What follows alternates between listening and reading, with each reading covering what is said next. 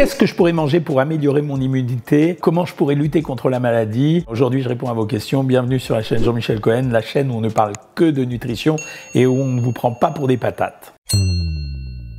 En préambule, je voulais vous dire que j'avais un truc quand j'enseignais à la faculté, c'est que je regardais un étudiant qui était enrhumé ou qui toussait et je lui disais « Tu es malade ?» Et il me répondait « Oui ». Je lui disais « Pas du tout, t'es pas malade, tu es en train de guérir, c'est ton organisme qui met en branle des systèmes de défense, ça veut dire une inflammation, donc de telle façon, alors tu sens que tu mouches et que tu as le nez qui gonfle et tu as les muqueuses épaisses, mais en fait c'est ton organisme qui envoie des tas de cellules pour te défendre contre les virus ou les bactéries. Ben là tout c'est la même chose, c'est tes bronches qui essayent de rejeter les bactéries qui sont à l'intérieur, qui sécrètent du mucus, donc en fait tu crois que tu es malade, mais en fait tu étais malade au moment où tu as chopé la maladie, mais en fait là tu es en train de guérir. L'immunité en fait c'est un ensemble de systèmes qui nous permettent de lutter contre les maladies. Ça veut dire que dès qu'il y a un corps étranger qui s'introduit dans notre organisme, ou bien dès qu'il y a une cellule qui dégénère et qui se met à proliférer, on appelle ça des tumeurs, eh bien l'organisme, il va essayer de les combattre, c'est-à-dire qu'il va envoyer ses petits soldats, les macrophages, les anticorps, etc. Tout va fonctionner de telle façon à tuer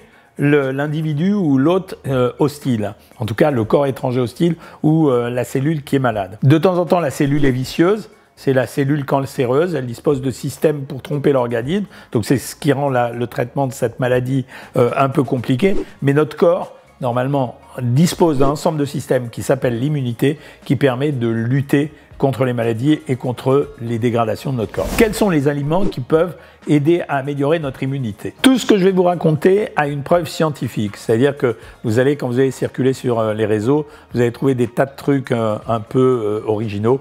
Moi, tout ce que je vais vous raconter a fait la preuve d'une démonstration scientifique, donc c'est pour ça que je lui donne de la valeur. Aliment numéro 1, les champignons. En Australie, on avait fait un test et on a comparé pendant 3 semaines de populations, une population à qui on avait donné 100 grammes de champignons et une autre population à qui on n'en donnait pas. Et ensuite, au terme de ces 3 semaines, on a regardé, on a fait des prélèvements sur leur langue et on a analysé leur salive. On s'est rendu compte à ce moment-là qu'il y avait une augmentation du taux des immunoglobulines.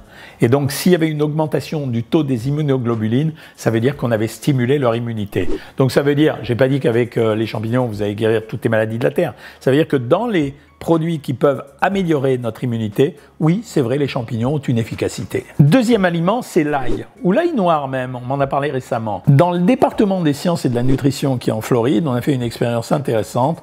On a donné un supplément d'ail à une population et pas à une autre population, et on a attendu que dans les deux populations se développent des grippes ou des rhumes. Et ce qu'on a observé à ce moment-là, c'est que les gens qui avaient consommé de l'ail avaient des symptômes beaucoup moins forts et beaucoup moins violents que les autres. Ça, c'est ce qu'on appelle les études d'intervention. Elle a de la valeur, donc ça veut dire que manger de l'ail sert probablement à augmenter notre immunité. Vous avez sûrement entendu parler de ce qu'on appelle les crucifères. Les crucifères, c'est cette catégorie d'aliments dans laquelle on retrouve les brocolis et les choux, par exemple. Les choux de Bruxelles, les choux rouges, les choux blancs, etc. En fait, elles sont intéressantes parce qu'elles contiendraient à l'intérieur des composés anti-inflammatoires. L'expérience qui a été faite, elle a été faite à l'université de Bâle en Suisse. On n'a pas utilisé les aliments eux-mêmes, ça veut dire les brocolis, les choux de Bruxelles et les choux. On a utilisé les pousses de ces aliments parce qu'elles étaient, comme toutes les pousses, elles sont plus enrichies dans l'essentiel des nutriments qu'elles contiennent. On a constaté alors à ce moment-là que l'ingestion des pousses limitait considérablement l'inflammation et en particulier l'inflammation qui était liée au tabac. Ça a été extrêmement intéressant parce que c'était comparable au mécanisme inflammatoire de la grippe. Conclusion, on avait un effet anti-inflammatoire qui pouvait jouer sur toutes les maladies pulmonaires notamment. Et on a même trouvé le composé qui était responsable de ça et qui s'appelle sulforaphane. Donc ça veut dire qu'il y a une preuve tangible de l'efficacité anti-inflammatoire et de l'efficacité des crucifères, en dehors du fait que ces aliments contiennent un certain nombre de vitamines qui sont extrêmement utiles pour développer le système immunitaire. De la même façon, l'huile d'olive est intéressante parce que quand on a étudié les composants de l'huile d'olive, on s'est rendu compte qu'il disposait d'éléments chimiques qui permettaient de lutter contre un allergène. Ça veut dire que quand vous avez un corps étranger qui pénètre dans votre corps, quel qu'il soit allergisant ou pas allergisant, les composés phénoliques qu'il y a dans l'huile d'olive sont très intéressants pour améliorer l'immunité. Donc l'huile d'olive est un système intéressant également. De la même façon, les grenades, les baies, le raisin et le thé sont des substances qui contiennent beaucoup d'antioxydants et des composés phénoliques, et on s'est rendu compte que leur activité permettait d'améliorer la croissance des cellules qui nous protègent, donc ça veut dire qu'elle renforcerait l'immunité. Le jus de raisin particulièrement est intéressant parce que quand on a fait consommer à des gens plus de jus de raisin que d'habitude, alors je sais que c'est sucré, hein, bien entendu, eh bien les personnes qui ont consommé ce jus de raisin avaient beaucoup plus de cellules à activité antitumorale que les autres, donc conclusion, jus de raisin intéressant pour protéger notre immunité. Dans le monde anglo-saxon, on consomme ce qu'on appelle beaucoup au Canada les bleuets, qui sont en fait des myrtilles ou des variétés de myrtilles. Eh bien, de la même façon que pour les raisins, et particulièrement en tant que baies, les myrtilles sont considérées comme des aliments anti-infectieux et donc renforçant l'immunité. Donc ça veut dire que ça aussi c'est très intéressant. Les piments contiennent de la capsaïcine. C'est une substance particulièrement intéressante car elle est anti-infectieuse. Donc conclusion, on pourrait manger du piment pour se protéger des infections. Il ne faudra pas trop en manger, mais ça pourrait être efficace. C'est l'explication pour laquelle on s'en sert beaucoup dans notre alimentation, dans les pays du Sud où la chaleur peut dégrader les aliments et où on peut avoir un microbe sur l'alimentation. En plus, pour cette capsaïcine, on a isolé le produit et on l'a injecté dans des tumeurs, enfin des tumeurs qu'on avait recueillies auprès d'animaux, et on s'est rendu compte quand on injectait cette substance qu'il y avait une régression de la tumeur. Donc il y a une véritable démonstration de l'impact sur l'immunité de la capsaïcine.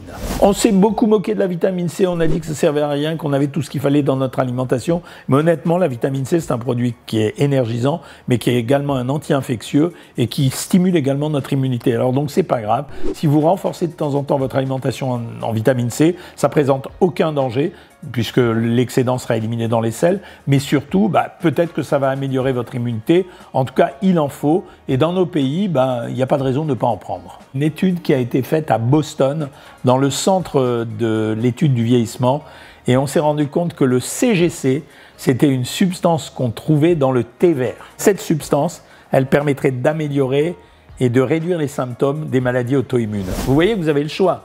Alors il y avait beaucoup d'aliments, on n'est pas obligé de les manger tous, mais c'est vrai que la gourmanaison de l'ensemble de ces aliments ou la consommation régulière de ces aliments, elle sera sûrement efficace.